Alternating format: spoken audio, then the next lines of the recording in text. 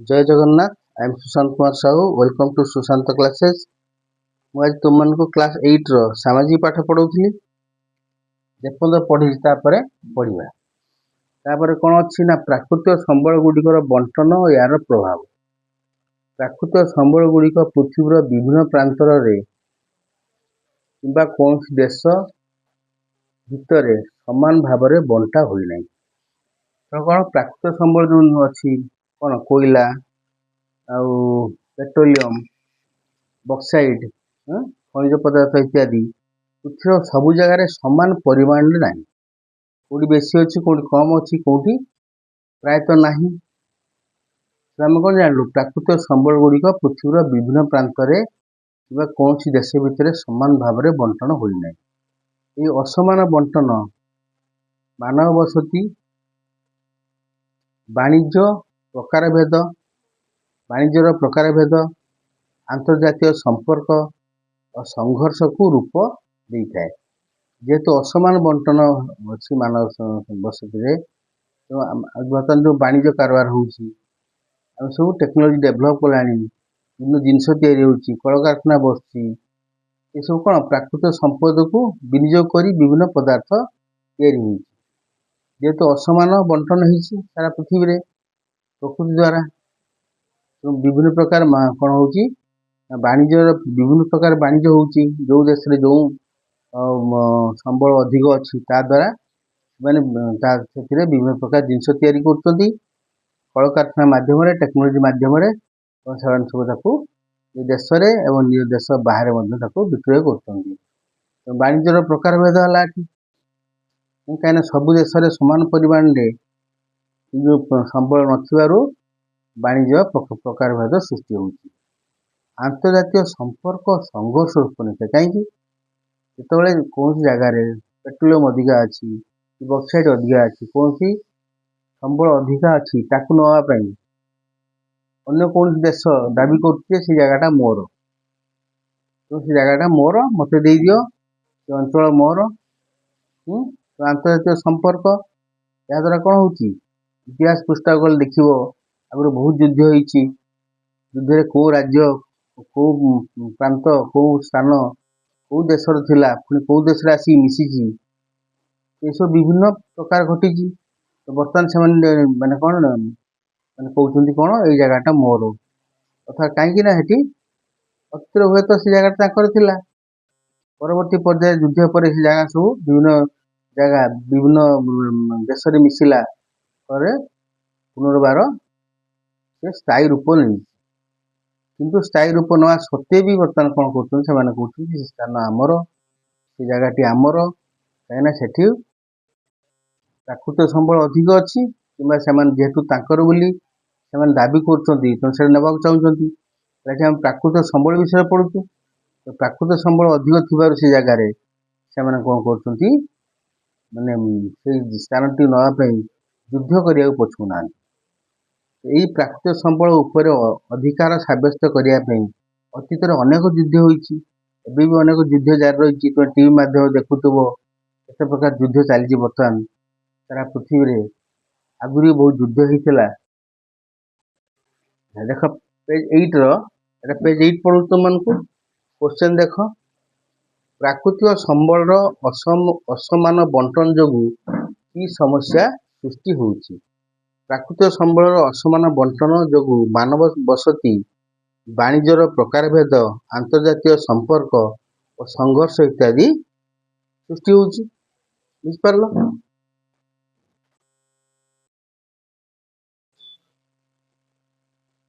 अच्छा बर्तमान आम पेज 9 को जीवा आउ थे क्वेश्चन 8 तो मुझे देखी दूची खातार लिखि नब पेज 8 जो क्वेश्चन अच्छी तो खातार लिखि नब क्वेश्चन 1 तापर हम पढ़िबा पेज 9 पढ़िबा ऊपर देख भारत गोटे मानचित्र अच्छी मुख्य खनिज द्रव्यर बंटन एड़ा सब घरे प्रैक्टिस करिवो चित्र 1.1 1.11 मानव ମାନଚିତ୍ରକୁ ଅନୁଧ୍ୟାନ କର। ଗୁରୁତ୍ୱପୂର୍ଣ୍ଣ ଖଣିଜ ପଦାର୍ଥର ଅସମାନ ବଣ୍ଟନ ଲକ୍ଷ୍ୟ କର। ଦେଇଛି କେମିତି କୋଲ ଦେଲା ଗୋଲାକାର କରିକି, ଏଟା ତ୍ରିଭୁଜାକାର ଅଏଲ, ଆଇରନ୍ ହେଲା କ'ଣ ବର୍ଗାକାର, ଏଟା ହେଲା ଷ୍ଟାର ମାର୍କ ଭଳିଆ ବକ୍ସାଇଟ୍। ତ ଏଇସବୁ ଜିନିଷ କେମିତି ଅସମାନ ଭାବରେ ଗୋଟେ ଦେଶ ମଧ୍ୟରେ ମଧ୍ୟ ଅସମାନ ଭାବରେ ରହିଛି। ତୁମ ଅଞ୍ଚଳରେ କେଉଁ ପ୍ରକାର ସମ୍ବଳ ଉପଲବ୍ଧ, ସେଗୁଡ଼ିକ ବଣ୍ଟନ କିପରି ଭାବରେ ହେଉଛି, ଏସବୁ ବିଷୟରେ ତୁମେ ଅନୁଧ୍ୟାନ କରିବ। ବୁଝିପାରିଲ? ତାହେଲେ ଖାଲି ଆସ ଅନୁସନ୍ଧାନ କରିବା। ତାପରେ ଦେଖ, ପ୍ରାକୃତିକ ସମ୍ବଳ ମିଳୁଥିବା ସ୍ଥାନରେ ସ୍ଥାପିତ ଶିଳ୍ପାନୁଷ୍ଠାନ ଗୁଡ଼ିକ ସ୍ଥାନୀୟ ଲୋକମାନଙ୍କ ପାଇଁ ନିଯୁକ୍ତି ସୁଯୋଗ ସୃଷ୍ଟି କରେ। ପ୍ରାକୃତିକ ସମ୍ବଳ ଯେଉଁ ସ୍ଥାନରେ ମିଳୁଛି ସେଠି ଶିଳ୍ପ ବସିବ। ଶିଳ୍ପାନୁଷ୍ଠାନ ଗୁଡ଼ିକ ବସିଲେ ବିଭିନ୍ନ ଜବ୍ ଫ୍ୟାସିଲିଟି ବା ଚାକିରି ସୃଷ୍ଟି ହେବ। ସ୍ଥାନୀୟ ଲୋକମାନେ ନିଯୁକ୍ତି ପାଇବେ, ରୋଜଗାର କରିବେ, ସୁଖରେ ଚଳିବେ। ଏଗୁଡ଼ିକର ଚତୁଃପାର୍ଶ୍ୱରେ ସହର ଗଢ଼ି ଉଠିଥାଏ। ଯେଉଁଠି ପ୍ରାକୃତିକ ସମ୍ପଦ ଅଛି ସେଠି ଶିଳ୍ପାନୁଷ୍ଠାନ ଅଛି। ଶିଳ୍ପାନୁଷ୍ଠାନ ହେବା ଫଳରେ ସେ ଜାଗାର ଗୁରୁତ୍ୱ ବଢ଼ିଗଲା। ତ ସେ ଜାଗା ଚାରିପଟେ ଲୋକମାନେ ଚାକିରି କଲେ, ରହିଲେ, ଇନକମ୍ କଲେ, ଘର ଦ୍ୱାର କଲେ। ତେଣୁ ବିଭିନ୍ନ ପ୍ରକାର ଆବଶ୍ୟକତା ଲୋକର ଅଛି। ସେହିପାଇଁ ସେ ସ୍ଥାନର ଚତୁଃପାର୍ଶ୍ୱରେ ସହର ଗଢ଼ି ଉଠିଲା, ବିଭିନ୍ନ ଦୋକାନ ବଜାର ହେଲା, ଯାହାକି ଅନ୍ୟମାନଙ୍କ ପାଇଁ ଆର୍ଥିକ ସୁଯୋଗ ସୃଷ୍ଟି କଲା। ତ ସମସ୍ତଙ୍କ ପାଇଁ ଯେଉଁମାନେ ସେଠି ଦୋକାନଟେ କଲେ କି ଚାକିରି କଲେ, ଏମିତି ବହୁତ ଜିନିଷ ଅଛି। ସ୍କୁଲଟା ହେବ, ତୁମର ଟ୍ୟୁବଲ୍ ବସିବ, ପାର୍କ ହେବ, ବିଭିନ୍ନ ଦୋକାନ ବଜାର ଲୋକମାନଙ୍କ ଆବଶ୍ୟକତା ପଡ଼ିବ। ତ ସମସ୍ତ ପାଇଁ କ'ଣ କଲା, ଆର୍ଥିକ ସୁଯୋଗ ସୃଷ୍ଟି କରେ। ଆଧୁନିକ ସୁବିଧା ସୁଯୋଗ ଦ୍ୱାରା ଜୀବନଶୈଳୀ ଉନ୍ନତ ହୋଇଥାଏ। ତୁମେ ଜାଣିଛ ଆଧୁନିକ ସୁବିଧା ସୁଯୋଗ ବର୍ତ୍ତମାନ ଯାହା ପାଉଛ ତାଦ୍ୱାରା ଜୀବନଶୈଳୀ ଉନ୍ନତ ହେଉଛି। ଏସି ଅଛି, କୁଲର ଅଛି, ତୁମର ଯେମିତି ୱାସିଂ ମେସିନ୍ ଇତ୍ୟାଦି ହେଲା ସବୁ ଆଧୁନିକ ସୁଯୋଗ ଗୁଡ଼ା ସବୁ। ଜୀବନଶୈଳୀ ଉନ୍ନତି ହେଉଛି, ଜୀବନ ସୁଖମୟ ହେଉଛି। ସ୍ୱଳ୍ପକାଳୀନ ହେଉ ବା ଦୀର୍ଘକାଳୀନ ହେଉ, ଉନ୍ନତ ଜୀବନଶୈଳୀ ଖର୍ଚ୍ଚ ବହୁଳ ହୋଇଥାଏ। ଏଟା ମନେ ରଖିବାକୁ ପଡ଼ିବ କି ଉନ୍ନତ ଜୀବନଶୈଳୀ ପୁରା ଅଧିକ ଖର୍ଚ୍ଚ ଅଛି। ସେ ଅନୁସାରେ ଅଧିକ ଖର୍ଚ୍ଚ କରିବାକୁ ପଡ଼ିବ ତୁମମାନଙ୍କୁ। ସେଠି ଯେଉଁମାନେ ଅଛନ୍ତି ସେମାନେ ଅଧିକ ଖର୍ଚ୍ଚ କରିବାକୁ ପଡ଼ୁଛି। ଏସିଟେ କିଣିବ, କୁଲରଟେ କିଣିବ, ମୋବାଇଲ ରିଚାର୍ଜ କରିବ, ଇତ୍ୟାଦି ବହୁତ ଜିନିଷ ରହିଛି। ଏହିପରି ବିକାଶ ନିମନ୍ତେ ପୃଥିବୀର ସମ୍ବଳ ସମୃଦ୍ଧ ଅଞ୍ଚଳରୁ ମଧ୍ୟ ଲୋକମାନେ ବିସ୍ଥାପିତ ହେବାର ଅନେକ ଉଦାହରଣ ଅଛି। ଏଭଳି ବିକାଶ କଲେ କ'ଣ ହେବ, କେଉଁ ଗୋଟେ ଜାଗାରେ ଗୋଟେ ଫ୍ୟାକ୍ଟ୍ରି ବସିବ, ସେଠି ସେ ଫ୍ୟାକ୍ଟ୍ରି ପାଇଁ ସେଇଟା ଉପଯୁକ୍ତ ସ୍ଥାନ। ସେଠି ଯେଉଁ ଲୋକମାନେ ରହୁଥିବେ ସେମାନଙ୍କୁ ସରକାର କହିବେ, କମ୍ପାନୀ କହିବ କି ତୁମେ ଏ ଜାଗା ଛାଡ଼ିଦିଅ, ଆମେ ତୁମକୁ ଅନ୍ୟ ଆଡ଼େ ଜାଗା ଦେବୁ, ଅଧିକ ମୂଲ୍ୟରେ ଦେବୁ, ଆଉ ଏଠାରେ ଏକ ଶିଳ୍ପାନୁଷ୍ଠାନ ସ୍ଥାପିତ ହେବ। ତାଦ୍ୱାରା ସେଠିକାର ଲୋକ କ'ଣ ହେଲେ, ସେ ଅଞ୍ଚଳ ପରିତ୍ୟାଗ କରିବା ବାଧ୍ୟ ହେଲେ ଏବଂ ଅନ୍ୟ ଜାଗାରେ ତାଙ୍କ ଘର ଦ୍ୱାର ଦିଆଗଲା, ସବୁ ସୁବିଧା ଦିଆଗଲା। ଆଚ୍ଛା, ଏଇ ଦେଖ ଗୋଟେ ପ୍ରଶ୍ନ ପେଜ୍ 9ର। ପ୍ରାକୃତିକ ସମ୍ବଳ ଉପଲବ୍ଧ ଦ୍ୱାରା କ'ଣ କ'ଣ ସୁବିଧା ମିଳିପାରୁଛି? ପ୍ରାକୃତିକ ସମ୍ବଳ ଉପଲବ୍ଧ ଦ୍ୱାରା ନିଯୁକ୍ତିର ସୁଯୋଗ ମିଳୁଛି। ଚାକିରି ପାଉଛନ୍ତି ଲୋକ। ଚତୁଃପାର୍ଶ୍ୱରେ ସହର ଗଢ଼ି ଉଠୁଛି। ହେଲା ଜୀବନଶୈଳୀ ଉନ୍ନତ ହେଉଛି। ତାକୁ ସବୁ ପଢ଼ିବ, ମୁଖସ୍ଥ କରିବ, ମନେ ରଖିବ, ବୁଝିବ ଏବଂ କମେଣ୍ଟରେ ଜଣାଇବ। ତାପରେ ଆମେ ଆଗକୁ ଯିବା। ପେଜ୍ 10 ପରେ 9 ପରେ ଆମେ 10କୁ ଯିବା। ତାହେଲେ ବୁଝିପାରୁଛ?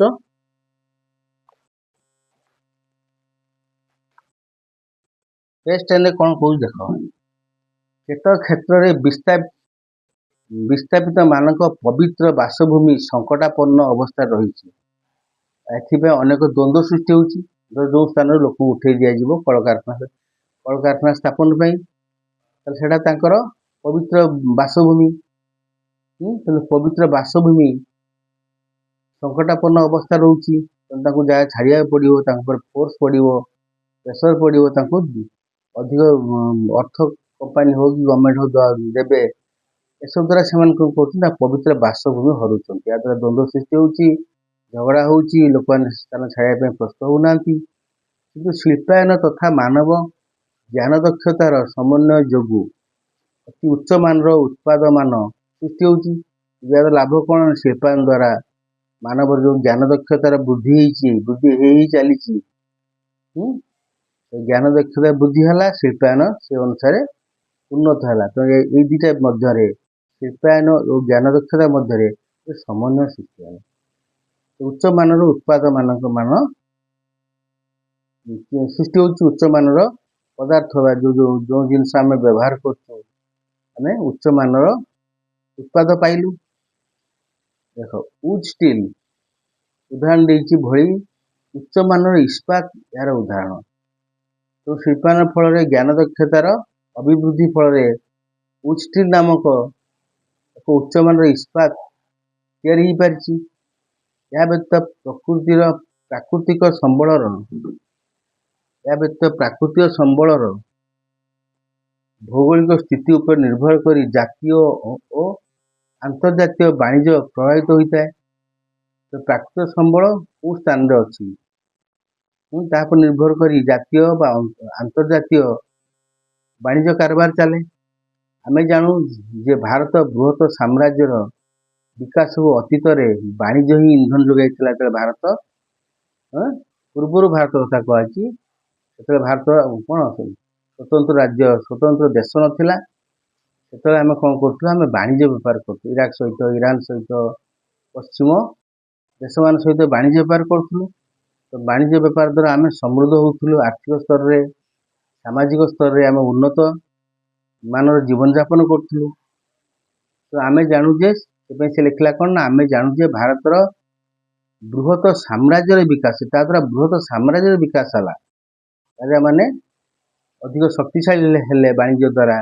ସେମାନେ ନିଜ ଭାରତର ସାମ୍ରାଜ୍ୟକୁ ବୃଦ୍ଧି କଲେ, ଭାରତକୁ ବିଶାଳ ଭାରତକୁ ସୁରକ୍ଷିତ କଲେ। ଭାରତର ବାଉଣ୍ଡରୀ କେତେରୁ କେତେ ହବ, ତାଦ୍ୱାରା ସେମାନେ ଭାରତର ବିଭିନ୍ନ ଅଞ୍ଚଳକୁ ଜୟ କରି ଭାରତର ସୀମା ନିର୍ଦ୍ଧାରଣ ପାଇଁ ସୁବିଧା ହେଲା। ଭାରତ ଏକ ବିଶାଳ ଦେଶ ହେଇପାରିଲା। କାହା ପାଇଁ?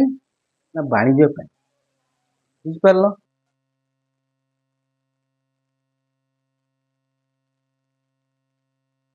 ଆଚ୍ଛା, ତାପରେ ଦେଇଛି ଆସ ଅନୁସନ୍ଧାନ କରିବା। ଯେକୌଣସି ଦୁଇଟି ପ୍ରାକୃତିକ ସମ୍ବଳ ଚୟନ କର। ଭାରତର ବିଭିନ୍ନ ସ୍ଥାନରେ ସେଗୁଡ଼ିକର ଉପଲବ୍ଧତା ବିଷୟରେ ସୂଚନା ସଂଗ୍ରହ କର। ଗୋଟିଏ ମାନଚିତ୍ରରେ ଚିହ୍ନିତ କର। ସେଗୁଡ଼ିକର ବଣ୍ଟନ ବିଷୟରେ କ'ଣ ଲକ୍ଷ୍ୟ କରୁଛ? ଏଗୁଡ଼ିକ ସହିତ କେଉଁ ପ୍ରକାର ଆର୍ଥିକ କାର୍ଯ୍ୟକଳାପ ଜଡ଼ିତ? ତୁମେ ନିଜେ ମ୍ୟାପ୍ ଦେଖି କରିବ। ଏସବୁ ସ୍ଥାନରେ ପ୍ରାକୃତିକ ସମ୍ବଳର ଉତ୍ତୋଳନ, ପ୍ରାକୃତିକ ସମ୍ବଳ ମାଟି ତଳକୁ କଢ଼ା ହେଉଛି, ବର୍ତ୍ତମାନ ଓ ଭବିଷ୍ୟତ ପିଢ଼ି ଉପରେ କିପରି ପ୍ରଭାବ ପକାଇବ ଆଲୋଚନା କର। ପ୍ରକୃତିର ଏହି ଉପହାରକୁ ଆମେ କିପରି ଦାୟିତ୍ୱପୂର୍ଣ୍ଣ ଭାବେ ବ୍ୟବହାର କରିପାରିବା, ସେ ବିଷୟରେ ନିଜର ପ୍ରସ୍ତାବ ଦିଅ। ଏହା ତୁମମାନେ କରିବ, ଯାହା ଜ୍ଞାନ ପାଇବ ସେ ଜ୍ଞାନ ବଳରେ ତୁମେ ଲେଖିବ। ତାପରେ କହିଲା, ପ୍ରକୃତି ରାଜନୈତିକ ସୀମାକୁ ଧ୍ୟାନ ଦିଏ ନାହିଁ। ସିଏ ତ ପ୍ରକୃତି। ତୁମ ଦେଶ କେତେରୁ କେତେ, ତାର ସୀମା କେତେ, ସେସବୁ ପ୍ରକୃତି କେବେ ଦେଖିବ ନାହିଁ। ଏଥିପାଇଁ ବିଭିନ୍ନ ଦେଶ ରାଜ୍ୟ ମଧ୍ୟରେ ପ୍ରାକୃତିକ ସମ୍ବଳ ଅଂଶୀଦାରୀ ପାଇଁ ଉତ୍ତେଜନା ସୃଷ୍ଟି ହେଉଛି। ଟିକେ ଆଗରୁ ମୁଁ କହିସାରିଛି, ପ୍ରାକୃତିକ ସମ୍ବଳ ପାଇଁ ଝଗଡ଼ା ହେଉଛି, ଯୁଦ୍ଧ ହେଉଛି, ଦେଶ ମଧ୍ୟରେ, ରାଜ୍ୟ ମଧ୍ୟରେ ବି ହେଉଛି। ଯେମିତି କର୍ଣ୍ଣାଟକ, ତାମିଲନାଡୁ, କେରଳ ଆଉ ପୁଡୁଚେରୀ ମଧ୍ୟରେ କାବେରୀ ନଦୀର ଜଳ ବଣ୍ଟନ। କାବେରୀ ନଦୀ ହେଲା କ'ଣ? ପ୍ରାକୃତିକ ସମ୍ବଳ ପାଇଁ କ'ଣ ଝଗଡ଼ା ଚାଲିଛି। ଏହା ହେଉଛି ପ୍ରକୃଷ୍ଟ ଉଦାହରଣ।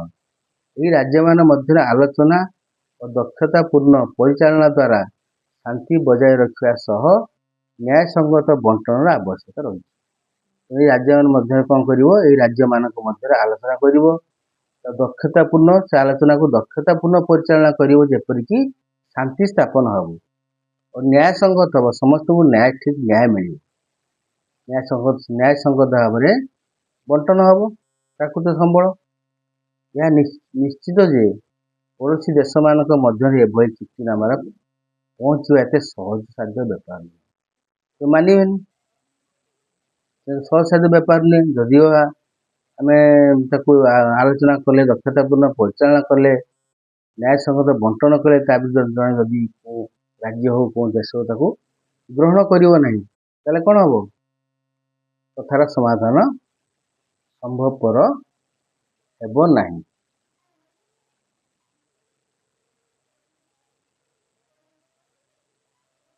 ଏଠି ଯୋଉ କ୍ୱେଶ୍ଚନ ଅଛି ଦେଖ,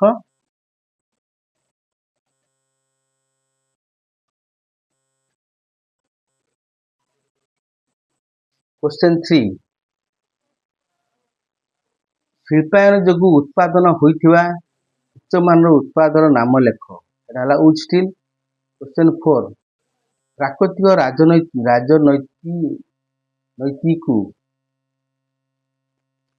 ସୀମାକୁ ଧ୍ୟାନ ଦିଏ ନାହିଁ।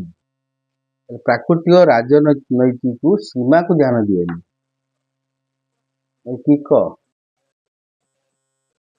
ପ୍ରାକୃତିକ ରାଜନୈତିକ ସୀମାକୁ ଧ୍ୟାନ ଦିଏନି। ବୁଝାଇ ଲେଖ। ଆଚ୍ଛା ଦେଖ,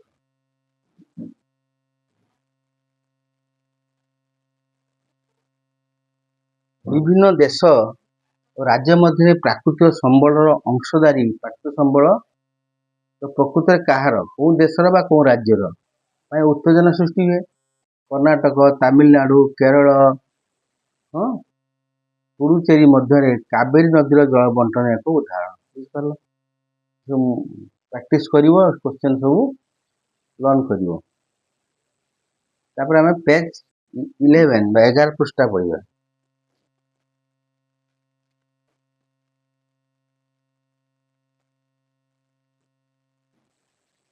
ଗୋଟେ ଦେଇଛି ଚିତ୍ର ଦେଖ, କାବେରୀ ନଦୀ ଉପରେ ନିର୍ମିତ ତାମିଲନାଡୁର ମେଟୁର ବନ୍ଧ। ଆଚ୍ଛା, ପ୍ରାକୃତିକ ସମ୍ବଳର ବିଲକ୍ଷଣ। ପୃଷ୍ଠା 11, ନ୍ୟାଚୁରାଲ ରିସୋର୍ସ କର୍ସ। କର୍ସ ମାନେ କ'ଣ? ଅଭିଶାପ। ତ ଦେଖିବା କ'ଣ କର୍ସ, ଅଭିଶାପ ବା କ'ଣ ବିଲକ୍ଷଣ ପ୍ରାକୃତିକ ସମ୍ବଳ। ପ୍ରାକୃତିକ ସମ୍ବଳର ପ୍ରାଚୁର୍ଯ୍ୟ ଅର୍ଥନୈତିକ ସମୃଦ୍ଧିକୁ ସୁନିଶ୍ଚିତ କରିନଥାଏ। ଗୋଟେ ରାଜ୍ୟରେ ବା ଗୋଟେ ଦେଶରେ ପ୍ରାକୃତିକ ସମ୍ବଳ ଅଛି, ତା ମାନେ ସେ ଡେଭଲପ କରିଯିବ। ଗୋଟେ ପିଲା ପାଖରେ ବହି ଅଛି ପାଠ ପଢିବା ପାଇଁ, ବହି ତ ନିଶ୍ଚୟ ଥିବ, ତା ମାନେ ସେ ଭଲ ମାର୍କ ରଖିବ। ସେ ଯଦି ସେଭଳି ଭାବରେ ମନ ଦେଇ ପାଠ ପଢିବ, ପାଠ ପଢିବା ଜ୍ଞାନ ପାଇବା ପାଇଁ ତ ସୁଯୋଗ ତା ଚାରିପଟେ ଥିବ, ସୁଯୋଗର ସଦୁପଯୋଗ କରିପାରୁଥିବ, ତାହେଲେ ସେ ନିଶ୍ଚୟ ଭଲ ମାର୍କ ରଖିବ। ତ ସେଇଭଳି ପ୍ରାକୃତିକ ସମ୍ବଳ ପ୍ରାଚୁର୍ଯ୍ୟ ଅର୍ଥନୈତିକ ସମୃଦ୍ଧିକୁ ସୁନିଶ୍ଚିତ କରିନଥାଏ। ଗୋଟେ ଦେଶରେ, ଗୋଟେ ରାଜ୍ୟରେ ପ୍ରାକୃତିକ ସମ୍ବଳ ପ୍ରଚୁର ପରିମାଣରେ ଅଛି, ତା ଅର୍ଥ ନୁହେଁ ଯେ ସେ ରାଜ୍ୟ ବା ଦେଶ ଅର୍ଥନୈତିକ ସମୃଦ୍ଧିକୁ ଅର୍ଥନୈତିକ କ୍ଷେତ୍ରରେ ସମୃଦ୍ଧିଶାଳୀ ହେବ, ସେମିତି ଆମେ କହିପାରିବା ନାହିଁ। କେତେକ ଅଞ୍ଚଳ ପ୍ରାକୃତିକ ସମ୍ବଳରେ ସମୃଦ୍ଧ ଥିବା ସତ୍ତ୍ୱେ ସେଠାରେ ଆର୍ଥିକ ଅଭିବୃଦ୍ଧି ଓ ବିକାଶ ଧାରା ମନ୍ଥର ହୋଇଥାଏ। ପ୍ରାକୃତିକ ସମ୍ବଳ ତ ଅଛି, ପୁଣି ବିକାଶ ଧାରା କାହିଁକି ମନ୍ଥର ହେଲା? ଆର୍ଥିକ ଅଭିବୃଦ୍ଧି କାହିଁକି ହେଲା ନାହିଁ? ଆର୍ଥିକ ସ୍ତରରେ ସେ ଉନ୍ନତ କାହିଁକି ହେଲେ ନାହିଁ? ଫଳତଃ ଦେଶରେ ଅନେକ ସାମାଜିକ, ସେ ବିଷୟରେ ଆମେ ଡିସ୍କସନ୍ କରିବା। ଫଳତଃ ଦେଶରେ ଅନେକ ସାମାଜିକ ଆର୍ଥିକ ସମସ୍ୟା ସୃଷ୍ଟି ହେଉଛି। ଏଇ ପରିସ୍ଥିତି ଏଠି ଆମେ ଆକ୍ଚୁଆଲି କ'ଣ ହେଉଛି, ପ୍ରଶ୍ନଟା ହେଉଛି ବିଲକ୍ଷଣ ବିଷୟରେ କହିଛି। ଏଇ ପରିସ୍ଥିତିକୁ ଆମେ କହିବା ଅର୍ଥନୀତିଜ୍ଞ ମାନେ ପ୍ରାକୃତିକ ସମ୍ବଳର ବିଲକ୍ଷଣ ବା ପ୍ରଚୁରତାର ବିରୋଧାଭାସ, ପାରାଡକ୍ସ ଅଫ ପ୍ଲେଣ୍ଟି ବୋଲି କହିଛନ୍ତି। ପ୍ରଚୁର ଅଛି କିନ୍ତୁ କିଛି କାମରେ ଲାଗିପାରୁନି। ତାପରେ କ'ଣ ଲେଖା ହେଇଛି, ସରଳ ଭାବେ କହିଲେ ପ୍ରଚୁର ପ୍ରାକୃତିକ ସମ୍ବଳ ରହିଥିବା ଦେଶକୁ ଧନୀ କୁହାଯାଇ ପାରିବ ନାହିଁ।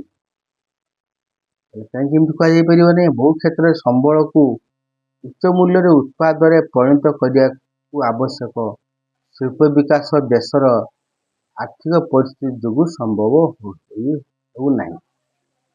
ତାହେଲେ ସମ୍ବଳ ଉଚ୍ଚ ମୂଲ୍ୟର ସମ୍ବଳ ଅଛି, ତ ଉଚ୍ଚ ମୂଲ୍ୟର ଉତ୍ପାଦ ତିଆରି କରିପାରିବେ, କିନ୍ତୁ ଆର୍ଥିକ ପରିସ୍ଥିତି ସେ ଦେଶର ଭଲ ନୁହଁ।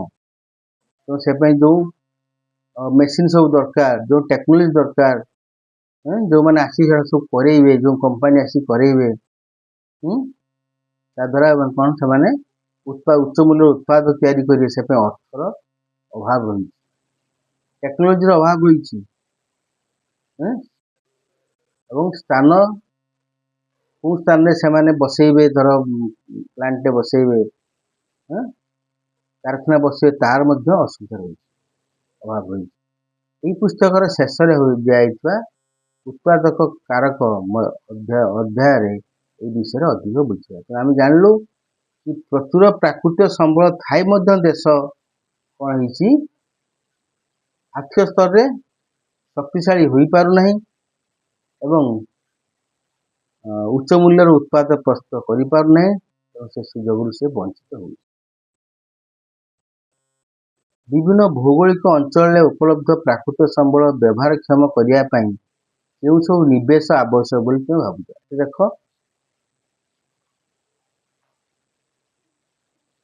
पेज 11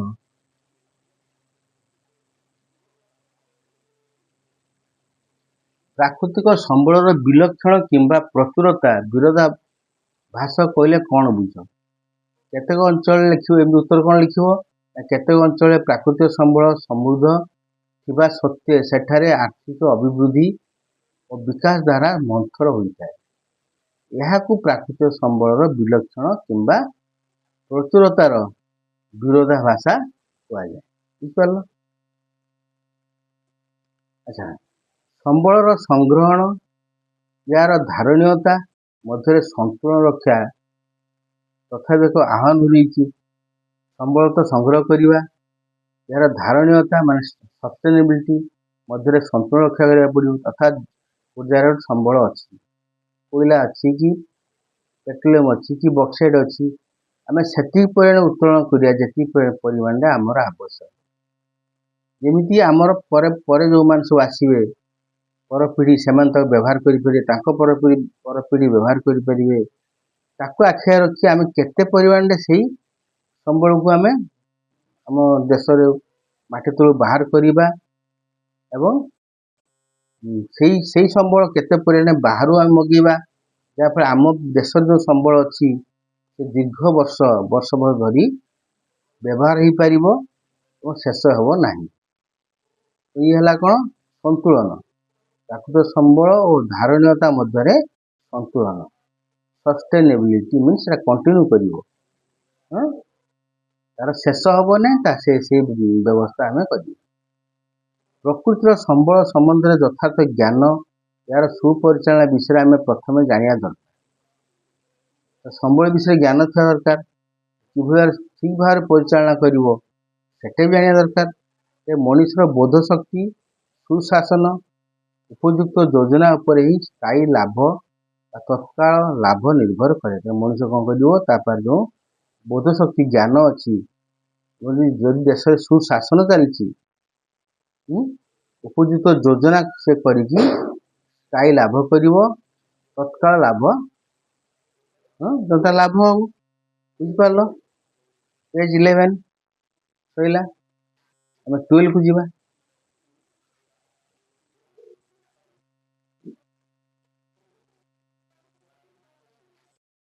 प्राकृतिक संबल दायित्व संपन्न सुविनियोग और सुरक्षित परिचालना प्राकृतिक संबल को दायित्व संपन्न भाव में विनियोग करिया पृथ्वी जीवन तिष्ठा आम प्रकृति को सम्मान करने आवश्यक कारण प्रकृति जो आम बची प्रकृति आम ऑक्सीजन पाचु प्रकृति आम कौन जो वर्षा हो प्रकृति खाद्य पाचु तो आम कौन कर प्रकृति को सम्मान करने आवश्यक तो प्राकृतिक संबल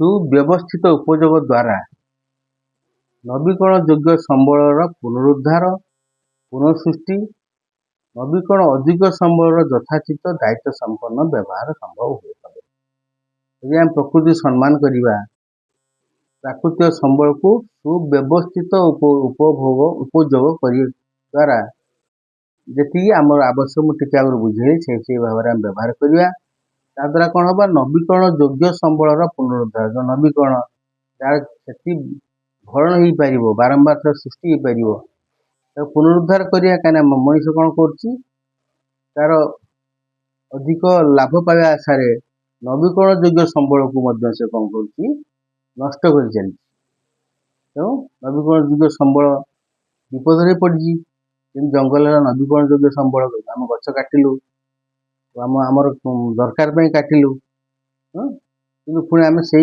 मात्रा ताठू अधिक गछ लगे नवीकरण योग्य संबल पुनरुद्धार हम पुनः सृष्टि जमी जल सी भी नवीकरण योग्य संबल पुनः सृष्टि हम नवीकरण अयोग्य संबल जोटा अच्छी जोटा कि आ सृष्टि हो पार ना जहाँकि सृष्टि हम बहुत बहुत वर्ष लगे नवीकरण अयोग्य संबल को यथाचित दायित्व संपन्न भाव व्यवहार करवा अल्प अल्प व्यवहार करवा दरकार पड़े से संबल बाहर किसी मगे एडजस्ट करवा जमी से संबल बहुत वर्ष धरी आकु पीढ़ी पर पीढ़ी से व्यवहार करें कौन असुविधा हे नहीं बुझिपार ए विषय अध्ययन कर वैज्ञानिक माने चेतावनी देछन जे प्राकृतिक संबल दायित्व व्यवहार द्वारा प्राकृतिक संबल कौन दायित्व व्यवहार होची द्वारा प्रदूषण जैव विविधतार क्षति जलवायु परिवर्तन घटू प्राकृतिक संबल दायित्व व्यवहार कल गछ काटी आनल जमीक बर्तमान पेट्रोल द्वारा बर्तमान गाड़ी चलती प्रबल गाड़ी चलती कार्बन डाइऑक्साइड अंगारकाम्ल गैस सृष्टि होची प्रबल मात्रा रे वायु प्रदूषित होची उत्ताप बढ़ुची आ जंगल काटिया द्वारा जैव विविधतार क्षति होची जो पशु पक्षी मैंने अच्छा बासस्थान हरउछंती जलवायु परिवर्तन होची वृक्ष जो कौन हुए उत्सेदन प्रक्रिया रे वायुमंडल ठंडा हुए वर्षा हुए गछ थी प्रचुर अम्लजान मिले तो जलवायु परिवर्तन बर्तमान घटाणी वर्षा ठीक से हो ना तो मरुभूमि किसी जगह मरुभूमि पाटिला नदी सुखी जाऊँगी आजिकल ये घटना मान अधिक रु अधिक भाव संगठित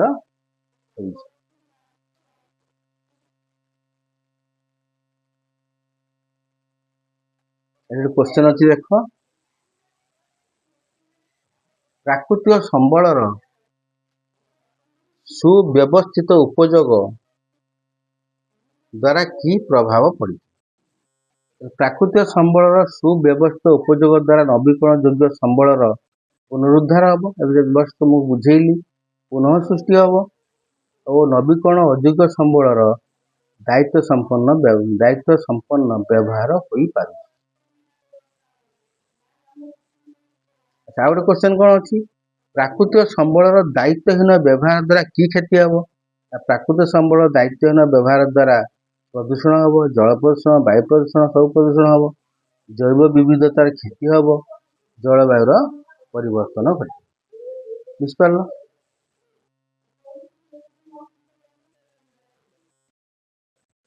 तेणु ए बर्तमान कौन पढ़िया ना नवीकरण योग्य संबलर पुनरुद्धार पुनःसृष्टि नवीकरण योग्य संबल पुनरुद्धार करा पड़ो पुनः सृष्टि करा पड़ो पाखे प्रबल पैसा अच्छी मान जे आम मन इच्छा खर्च कर चलिए पैसा सरबनी बसी खाइले नई बाली सरे से भी कथार अच्छी क्रमागत व्यवहार बुद्धि जो प्राकृतिक संबल को आम किपर पुनः सृष्टि कर क्षमता बाहर को नहीं जाइए तार दुटी उदाहरण दिखाई उदाहरण क्रमागत आम व्यवहार कर व्यवहार मध्य वृद्धि होची प्राकृतिक संबलर याद्वारा आम केमती पुनः सृष्टि कर क्षमता पुणी आउ थे सृष्टि हम से क्षमता बाहर को आम चली जाइए उदाहरण देख आम देश में अनेक चाषी जलसेचन उद्देश्य भूतल जल उत्तोलन करती माटीतल जल को उत्तोलन करके जमी में मड़ाई था अनेक राज्य में अनेक परिमाण उत्तोलन होगा कारण अधिक परिमाण जल उत्तोलन हो अनेक राज्य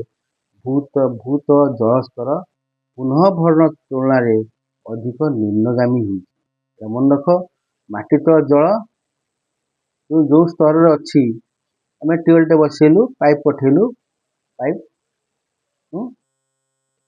कौन पाइप पहुँचला पानी पाइप बाटे आसला व्यवहार कलु यदि से जो जल स्तर जो तलु तल खसीज ଆମେ ପାଇପ୍ ଆହୁରି ଅଧିକ ଦୂରକୁ ପଠେଇବା, ତାହେଲେ ଜଳ ପାଇବା। ଏମିତି ସମୟ ଆସିବ ଆଉ ସେ ସ୍ଥାନରେ ଜଳ ନଥିବ, ତାହେଲେ ଆମେ ଜଳ ପାଇପାରିବା ନାହିଁ।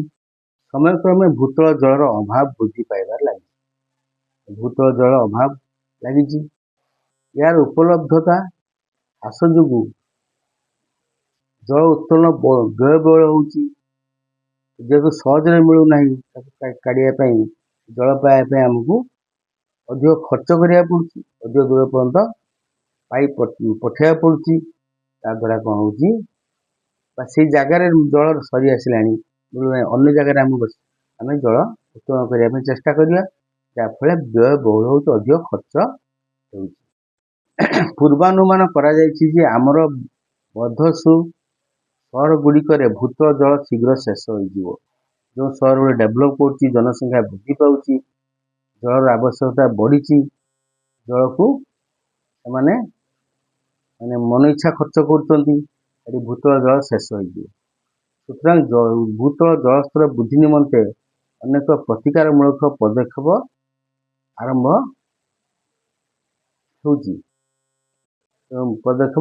କରାଯାଇଛି। ତେଣୁ ଭୂତଳ ଜଳସ୍ତର କେମିତି ବୃଦ୍ଧି ହେବ, ତାର ପ୍ରତିକାର କରିବାକୁ ପଡ଼ିବ।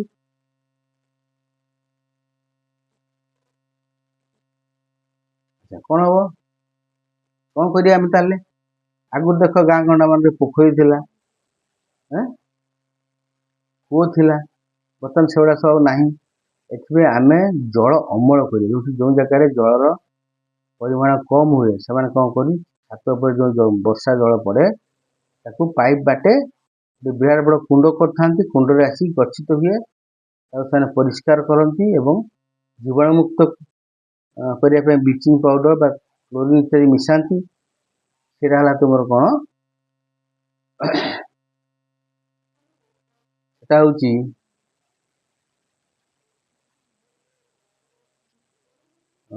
ପାରମ୍ପରିକ ଜଳ ଅମଳ। ସେଟା ହେଲା ଜଳ ଅମଳ। ଜଳ ଅମଳ କରିବାକୁ ପଡ଼ିବ।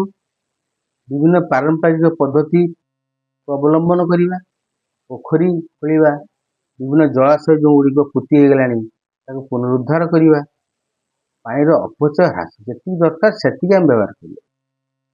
ଆମେ ଗାଧୋଇବା ପାଇଁ ଧର 2 ବାଲ୍ଟି ପାଣି ଦରକାର, ଆମେ 2 ବାଲ୍ଟି ପାଣି ବ୍ୟବହାର କରିବା, କାହିଁକିନା ସେଇ ଯେଉଁ 2 ବାଲ୍ଟି ପାଣି ସେ ମାଟି ତଳୁ ଆସୁଛି।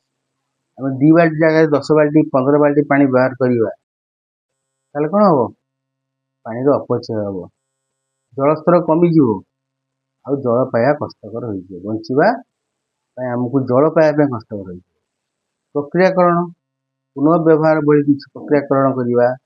ପୁନଃ ବ୍ୟବହାର କେମିତି କରିବ, ଧର ଜଳଟା ପ୍ରଥମେ ଲୁଗା ଫୁଗା କାଚିଲା ପରେ ଯେଉଁ କଚା ହେଲା ପରେ ଯେଉଁ ଜଳ ବାହାରିଲା, ତାକୁ ନେଇକି ଆମେ କ'ଣ କରିବା, ଗଛରେ ଦେଇଦେବା। ସେଇ ଜଳଟା ଯେମିତି ନଷ୍ଟ ନ ହୁଏ, ମାନେ ଆମେ ତାକୁ ପୁନଃ ବ୍ୟବହାର କରିବା ଫଳରେ ଆମର ଜଳର ବ୍ୟବହାର କମିଯିବ, ଭୂତଳ ଜଳ ବୃଦ୍ଧି ପାଇବ।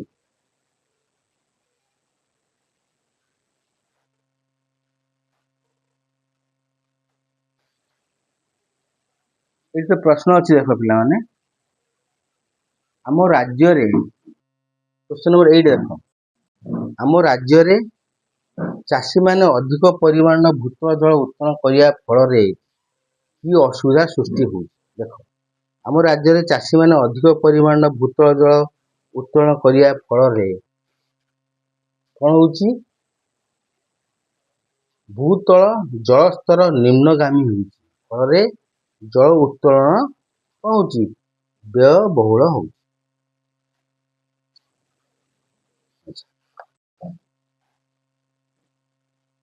ଆଉ ଗୋଟେ କ୍ୱେଶ୍ଚନ ଅଛି, କ୍ୱେଶ୍ଚନ 9, ପ୍ରାକ୍ଟିସ୍ କର, ତୁମ ଭଲ ପାଇଁ କ୍ୱେଶ୍ଚନ ଦେଉଛି। ଭିଡ଼ିଓକୁ ଲାଇକ୍ ସେୟାର ସବସ୍କ୍ରାଇବ୍ କରିବ, କମେଣ୍ଟ କରିବ। ଆଚ୍ଛା, କ୍ୱେଶ୍ଚନ 9, ଆମର ବର୍ଦ୍ଧିଷ୍ଣୁ ସହର ଗୁଡ଼ିକରେ ଭୂତଳ ଜଳ ଶୀଘ୍ର ଶେଷ ହୋଇଯିବ, ସେଥିପାଇଁ ଆମେ କି ପ୍ରତିକାରମୂଳକ ପଦକ୍ଷେପ ନେବା? ଆମେ ଜଳ ଅମଳ ବିଭିନ୍ନ ପାରମ୍ପରିକ ପଦ୍ଧତି, ଜଳ ଅମଳ କରିବା ଟିକେ ଆଗରୁ ବୁଝେଇଲି, ପୋଖରୀ ଓ ଜଳାଶୟ ଗୁଡ଼ିକର ପୁନରୁଦ୍ଧାର, ପାଣିର ଅପଚୟ ହ୍ରାସ ଓ ପୁନଃ ବ୍ୟବହାର କରି ପ୍ରାକୃତିକ ପ୍ରତିକାରମୂଳକ ପଦକ୍ଷେପ ନେବା। ବୁଝିପାରିଲ? ସେହିପରି ରାସାୟନିକ ସାର କୀଟନାଶକର ଅନୁପଯୁକ୍ତ ବ୍ୟବହାର ଦ୍ୱାରା ମୃତ୍ତିକାର ଅବକ୍ଷୟ ହେଉଛି। ତ ରାସାୟନିକ ସାର କ'ଣ, ଗୋଟେ ହେଲା ଜୈବିକ ସାର ଆଉ ଗୋଟେ ରାସାୟନିକ ସାର। ରାସାୟନିକ ସାର ଦ୍ୱାରା କ'ଣ ହବ ନା ଉତ୍ପାଦନ ବଢ଼ିଯିବ, ମାଟି ମାନେ ମାଟିର କ'ଣ ମାଟିରେ ପୋଷକ ତତ୍ତ୍ୱ ମିଳିଯିବ, ମାଟିକୁ ବୃକ୍ଷ ପୋଷକ ତତ୍ତ୍ୱ ପାଇକି ବଢ଼ିବ, ଶୀଘ୍ର ବଢ଼ିବ, ଫଳ ଅଧିକ ହବ।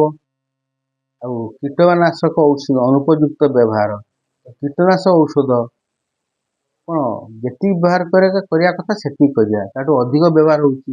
ଲୋଭରେ ଚାଷୀମାନେ ଅଧିକ କୀଟନାଶକ ଔଷଧ ବ୍ୟବହାର କରୁଛନ୍ତି, ରାସାୟନିକ ସାର ମଧ୍ୟ ବ୍ୟବହାର କରୁଛନ୍ତି।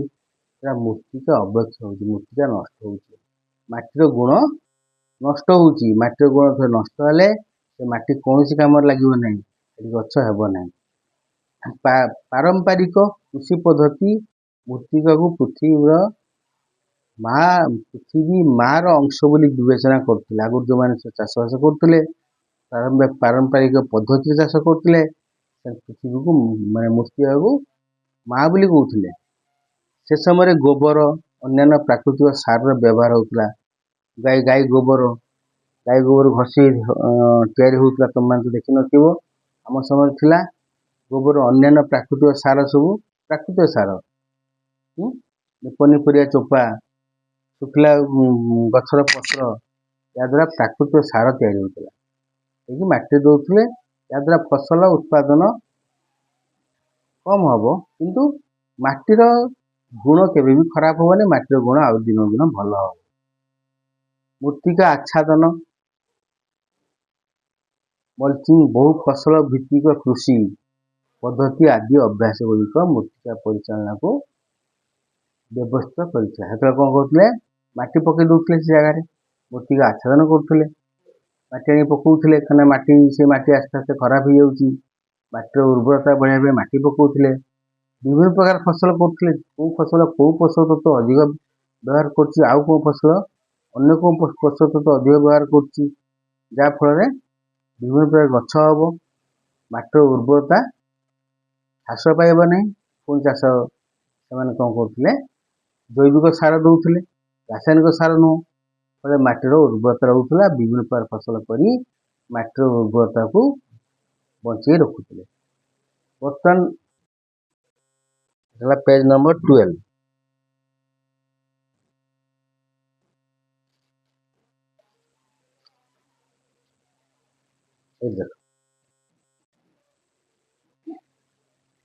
ବର୍ତ୍ତମାନ ସମୟରେ ଆମକୁ ପୁନଶ୍ଚ ଏହି ପଦ୍ଧତି ଗୁଡ଼ିକୁ ଶିଖିବାକୁ ହେବ, ପୁଣି ପୂର୍ବ ଅବସ୍ଥାକୁ ଫେରିଯିବାକୁ ପଡ଼ିବ। କାହିଁକି ଆମେ ଏତେ ମାତ୍ରାରେ ଯେଉଁ ଦୁରୁପଯୋଗ କରୁଛୁ, ପୁଣି ତାକୁ ପୁନର୍ବାର ସେ ପୁରାତନ ପଦ୍ଧତି ଅବଲମ୍ବନ କରିବାକୁ ପଡ଼ିବ। ଅର୍ଥାତ୍ ପୋଖରୀ ତିଆରି କରିବାକୁ ପଡ଼ିବ, ଆଉ ବହୁ ଫସଲ କରିବାକୁ ପଡ଼ିବ, ମୃତ୍ତିକା ଆଚ୍ଛାଦନ କରିବାକୁ ପଡ଼ିବ, ଇତ୍ୟାଦି ପ୍ରାକୃତିକ ସାର ବ୍ୟବହାର କରିବାକୁ ପଡ଼ିବ।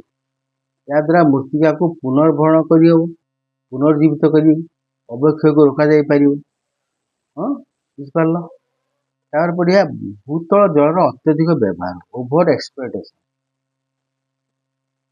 ଇଏ କ'ଣ? ଦେଖ, ପଞ୍ଜାବ ନା ତୁମମାନେ ସବୁ ଶୁଣିଥିବ ପିଲାମାନେ। ପଞ୍ଜାବରେ ପ୍ରବଳ ଚାଷ ହୁଏ, ସେଠି ସମସ୍ତେ ଚାଷୀ। ଚାଷ ତାଙ୍କର ମୁଖ୍ୟ ଲକ୍ଷ୍ୟ। ଚାଷରୁ ପ୍ରଚୁର ପରିମାଣରେ କ'ଣ ଆମଦାନୀ ହୁଏ। ତାହେଲେ ପଞ୍ଜାବର ଉର୍ବର ସମତଳ ଭୂମିରେ ଭୂତଳ ଜଳ ହ୍ରାସ ଯୋଗୁଁ ସେଠି ଭୂତଳ ଜଳ ଖସି ଗଲାଣି, ତଳକୁ ଗଲାଣି, ଥରେ ସରିଗଲେ ଆଉ ମିଳିବ ଯୋଗୁଁ ଉତ୍କଳ ଜଳ ସଙ୍କଟ ଦେଖାଦେଇଛି। ବୁଝିପାରୁଛ? ଜଳର ଅଭାବ ଦେଖାଦେଇଛି। ଆମ ଜନସଂଖ୍ୟାର ଏକ ବୃହତ ଅଂଶକୁ ଖାଦ୍ୟ ଯୋଗାଉଥିବା ପଞ୍ଜାବ ସବୁଜ ବିପ୍ଳବର ଅନ୍ତୁଡ଼ିଶାଳ। ତ ସବୁଜ ମାନେ କ'ଣ? ବୃକ୍ଷଲତା। ତ ଅନ୍ତୁଡ଼ିଶାଳ ମାନେ ଆରମ୍ଭ, ସେଟା ହେଉଛି ପଞ୍ଜାବ, ଯିଏକି ଭାରତବର୍ଷକୁ, ବୃହତ ଭାରତବର୍ଷକୁ ସେ ଖାଦ୍ୟ ଯୋଗାଉଛି। ଚିନ୍ତା କର, ଭାରତକୁ ଖାଦ୍ୟ ସ୍ୱାବଲମ୍ବୀ କରିବାରେ ଏହି ରାଜ୍ୟ ମୁଖ୍ୟ ଭୂମିକା ଗ୍ରହଣ କରିଥିଲା। ଭାରତକୁ ଖାଦ୍ୟ ସ୍ୱାବଲମ୍ବୀ, ଆମ ଦେଶରେ ଆମର ଯେଉଁ ଯାହା ଖାଦ୍ୟ ପାଇଁ ଦରକାର, ତା ଆମେ ନିଜେ ପ୍ରଡକ୍ସନ କରିବା, ଉତ୍ପାଦନ କରିବା, ଆମେ ସ୍ୱାବଲମ୍ବୀ ହେବା। ଉଁ, ତେଣୁ ପଞ୍ଜାବ ଏହାର ମୁଖ୍ୟ ଭୂମିକା ଗ୍ରହଣ କରିଥିଲା। ଆଜି ସେହି ରାଜ୍ୟ ନିରନ୍ତର ସମସ୍ୟାର ସମ୍ମୁଖୀନ ହେଉଛି। ସଷ୍ଟେନେବିଲିଟି ନିରନ୍ତର ମାନେ କଣ୍ଟିନ୍ୟୁଅସ୍ ସମସ୍ୟାର ସମ୍ମୁଖୀନ ହେଉଛି। ପୁନଃ ସୃଷ୍ଟି ପୁନର୍ଭରଣ ତୁଳନାରେ ସାମୟିକ ପ୍ରଗତି ପାଇଁ ପ୍ରକୃତିକୁ ମାତ୍ରାଧିକ ବ୍ୟବହାର ଓ ଶୋଷଣ କରୁଛି। ତ ପୁନଃସୃଷ୍ଟି ପୁନର୍ଭରଣ କରୁନାହିଁ। ମାଟି ହଉ, ଜଳ ହଉ, ବାୟୁ ହଉ, ଏଗୁଡ଼ା ପୁନଃସୃଷ୍ଟି ହବ। ନବୀକରଣ ଯୋଗ୍ୟ ସମ୍ବଳ ପୁଣି ପୁନର୍ଭରଣ ହବ। ଏସବୁ ସେ ନ କରିକି ସେ ସାମୟିକ ଅଳ୍ପ ସମୟର ପ୍ରଗତି ପାଇଁ ପ୍ରାକୃତିକ ମାତ୍ରାଧିକ ପ୍ରକୃତିକୁ ସେ କ'ଣ କରୁଛି, ଅଧିକରୁ ଅଧିକ ବ୍ୟବହାର କରୁଛି, ଏକ୍ସପ୍ଲଏଟ୍ କରୁଛି, ଶୋଷଣ କରୁଛି, ଏକ୍ସପ୍ଲଏଟ୍ କରୁଛି। ଯଥା ଅଧିକ ଜଳ କାଢ଼ି ଚାଷ କରୁଛି, ମନ ଇଚ୍ଛା କ'ଣ ରାସାୟନିକ ସାର ପ୍ରୟୋଗ କରୁଛି, କୀଟନାଶକ ଔଷଧ ପ୍ରୟୋଗ କରୁଛି। ଏହି ସମସ୍ୟା କେବଳ ପଞ୍ଜାବ ନୁହେଁ, ଅନ୍ୟ ବହୁ ରାଜ୍ୟ ମଧ୍ୟରେ ପ୍ରଭାବିତ କରୁଛି। ମାନେ ଖାଲି ପଞ୍ଜାବ ନୁହେଁ, ବର୍ତ୍ତମାନ ଅନ୍ୟ ରାଜ୍ୟମାନେ ମଧ୍ୟ ବ୍ୟାପିଲାଣି। ତେଣୁ ଏଠି ପ୍ରଶ୍ନ ଆସୁଛି, ପ୍ରଶ୍ନ 10, କ୍ୱେଶ୍ଚିନ୍ 10 ଦେଖ। ଭାରତର କେଉଁ ରାଜ୍ୟକୁ ସବୁଜ ବିପ୍ଳବର ଅନ୍ତୁଡ଼ିଶାଳ କୁହାଯାଏ, କାହିଁକି? ପଞ୍ଜାବକୁ ଭାରତର ସବୁଜ ବିପ୍ଳବର ଅନ୍ତୁଡ଼ିଶାଳ କୁହାଯାଏ କାରଣ ଭାରତକୁ ଖାଦ୍ୟ ସ୍ୱାବଲମ୍ବୀ କରିବାରେ ଏହି ରାଜ୍ୟ ମୁଖ୍ୟ ଭୂମିକା ଗ୍ରହଣ କରିଛି। ବୁଝିପାରିଲ? ତାପରେ ଦେଖ କ'ଣ ଲେଖିଛି। 1960 ଦଶକରେ ପଞ୍ଜାବର ଚାଷୀମାନେ କୃଷି କ୍ଷେତ୍ରରେ ଗହମ, ଧାନ, ଉଚ୍ଚ ଅମଳକ୍ଷମ ବିହନ ବ୍ୟବହାର କରିଥିଲେ। 1960 ଦଶକରେ ପଞ୍ଜାବ ଚାଷୀମାନେ କ'ଣ କଲେ?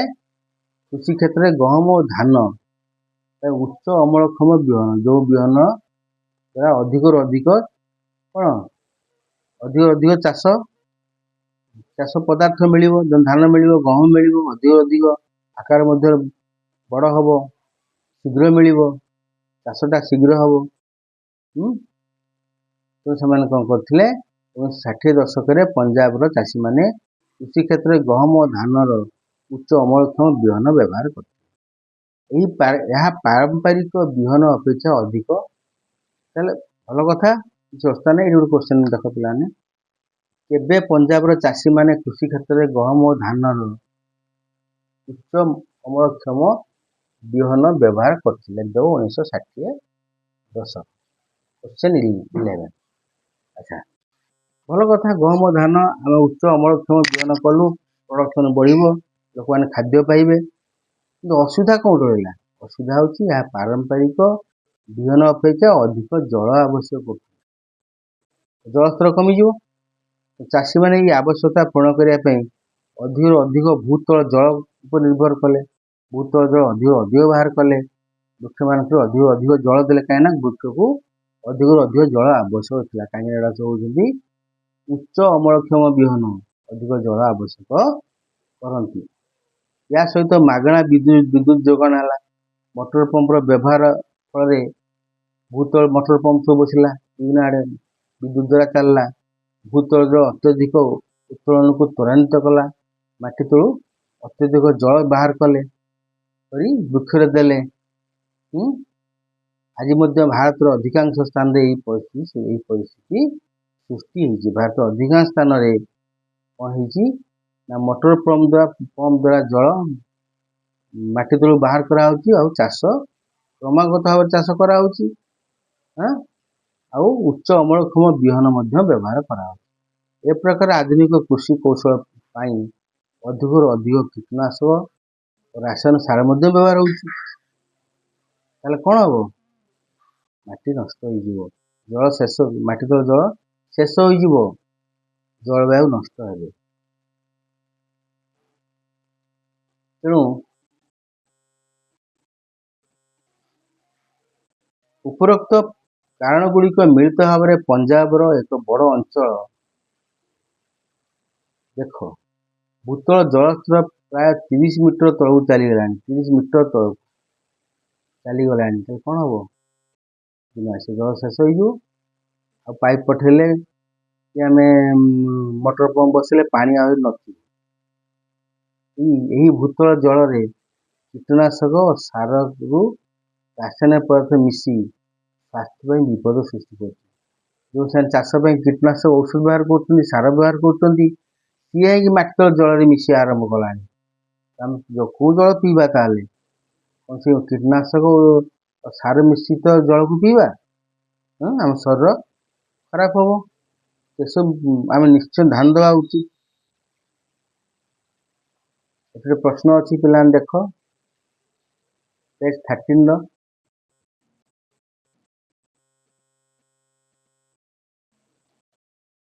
କେବେ ପଞ୍ଜାବର ଚାଷୀମାନେ କୃଷି କ୍ଷେତ୍ରରେ ଗହମ ଓ ଧାନର ଉଚ୍ଚ ଅମଳକ୍ଷମ ବିହନ ବ୍ୟବହାର କରିଥିଲେ? ଏଇଟା ତ କହିଦେଇଛି ଆମ କ୍ୱେଶ୍ଚନ୍ 12ଟା। ପଞ୍ଜାବରେ ଚାଷ ଦ୍ୱାରା ଉତ୍ପନ୍ନ ସମସ୍ୟା ବିଷୟରେ ଲେଖ। ପଞ୍ଜାବରେ ଚାଷ ପାଇଁ ଅତ୍ୟଧିକ ଭୂତଳ ଜଳର ବ୍ୟବହାର ଫଳରେ ଅତ୍ୟଧିକ ଭୂତଳ ଜଳର ବ୍ୟବହାର ହେଉଛି। ଭୂତଳ ଜଳ ସ୍ତର କମିବାରେ ଲାଗିଛି।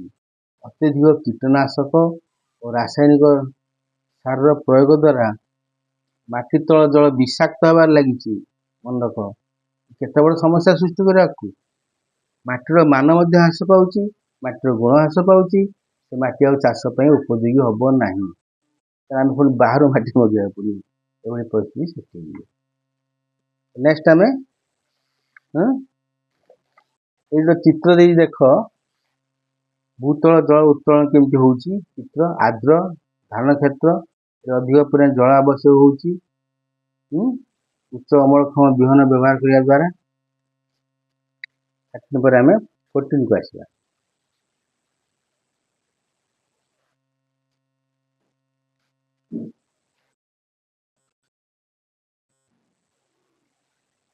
ପଞ୍ଜାବରେ ପ୍ରାୟ 80% ଅଞ୍ଚଳକୁ ଅତ୍ୟଧିକ ଶୋଷିତ ଅଞ୍ଚଳ ଭାବରେ ଶ୍ରେଣୀଭୁକ୍ତ କରାଯାଇଛି। ତାମାନେ କ'ଣ? 80% ପହଞ୍ଚିଲାଣି। ଯେଉଁ ଜାଗାରେ ଅତ୍ୟଧିକ ଜଳ ମାଟି ତଳକୁ କାଢ଼ିକି ବ୍ୟବହାର କରୁଛନ୍ତି। ମାଟିର ଜଳସ୍ତର କମି ଚାଲିଛି। 80% 80% ଜାଗା ଜଳସ୍ତର କମି ଚାଲିଛି। ଅନ୍ୟ ଅର୍ଥରେ କହିବାକୁ ଗଲେ ଆମେ ଭୂତଳ ଜଳର ପୁନରୁଦ୍ଧାର ସମ୍ଭାବ୍ୟ ପୁନଃସୃଷ୍ଟି ଅପେକ୍ଷା ଅଧିକ ଜଳ ଉତ୍ତୋଳନ ବ୍ୟବହାର କରୁଛୁ। ନିହାତି ସତ କଥା। ଅନ୍ୟ ଅର୍ଥ କହିବାକୁ ଗଲେ ଆମେ ଭୂତଳ ଜଳ ପୁନରୁଦ୍ଧାର କରୁନାହୁଁ। ନା ପୋଖରୀଟେ ଖୋଳୁଛୁ, ନା କୂଅଟେ ବସଉଛୁ, ପାଣି କେମିତି ବଢ଼ିବ। ଏବେ ତ ରାସ୍ତାଘାଟ ନିର୍ମାଣ ହେଉଛି, ତେଣୁ ବର୍ଷା ହେଲେ ବର୍ଷା ପାଣି ମାଟି ଭିତରକୁ ଯାଇପାରୁନାହିଁ। ବିଲ୍ଡିଂ, କଂକ୍ରିଟ ରୋଡ ଏସବୁ ଦ୍ୱାରା ମାଟି ତଳ ଭୂତଳ ଜଳସ୍ତର ବୃଦ୍ଧି ପାଇପାରୁନାହିଁ ବା ଯେତିକି ରହିବା କଥା ସେତିକି ରହିପାରୁନାହିଁ। 80% ଜଳ ଅଞ୍ଚଳକୁ ଅତ୍ୟଧିକ ଶୋଷିତ ଅଞ୍ଚଳ ଭାବରେ ଶ୍ରେଣୀଭୁକ୍ତ କରାଯାଇଛି ପଞ୍ଜାବର। ଏଠାରେ ଆମେ ଦେଖିପାରୁଛୁ ଯେ ପଞ୍ଜାବରୁ ଆରମ୍ଭ ହୋଇଥିବା ଖାଦ୍ୟ ସୁରକ୍ଷା ସାରା ଭାରତକୁ ଖାଦ୍ୟ ପାଇଁ ସୁରକ୍ଷିତ କରିଥିଲା, ସ୍ୱାବଲମ୍ବୀ କରିଥିଲା। ସ୍ୱଳ୍ପ ସମୟ ପାଇଁ ଆମକୁ ନିଶ୍ଚିତ କରିପାରିଥିଲା। ସ୍ୱଳ୍ପ ସମୟ ପାଇଁ ନିଶ୍ଚିତ କଲା। ବାସ୍ ବହୁତ ପ୍ରଡକ୍ସନ୍ ହେଉଛି, ବହୁତ ହେଉଛି, ଆମେ ସମସ୍ତେ ପାଇପାରୁଛୁ, ଭାରତବର୍ଷ ପାଇପାରୁଛୁ। ତେବେ ଦୀର୍ଘକାଳୀନ ପ୍ରଭାବକୁ ସମାଧାନ କରିବା ପାଇଁ ଯଥେଷ୍ଟ ସମୟ ପ୍ରୟାସ ହେବ। ଦୀର୍ଘକାଳୀନ ପରିଣାମ କ'ଣ ହେବ? କ୍ଷତିକାରକ ହେବ। ତ ଆମେ ଦେଖିବା ଦୀର୍ଘକାଳୀନ ପରିଣାମ ପ୍ରଭାବକୁ ସମାଧାନ କରିବା ପାଇଁ ଆମେ ଯେମିତି ଆକୁ ଆମେ ଖାଦ୍ୟ ପଦାର୍ଥ ପାଇପାରିବା, ଜଳସ୍ତର କମିବ ନାହିଁ, ବାୟୁ ପ୍ରଦୂଷିତ ହେବ ନାହିଁ, ଜଳ ବିଷାକ୍ତ ହେବ ନାହିଁ, ମାଟିର ଜଳ ବିଷାକ୍ତ ହେବ ନାହିଁ। ଏସବୁ ସମାଧାନ କରିବା ପାଇଁ ଯଥେଷ୍ଟ ସମୟ ଲାଗିବ। ଆମେ ସେ ପାଇଁ ଆମେ ପ୍ରୟାସ ବା ଚେଷ୍ଟା କରିବା। ଏଠି କ୍ୱେଶ୍ଚନ୍ ଅଛି ଦେଖ।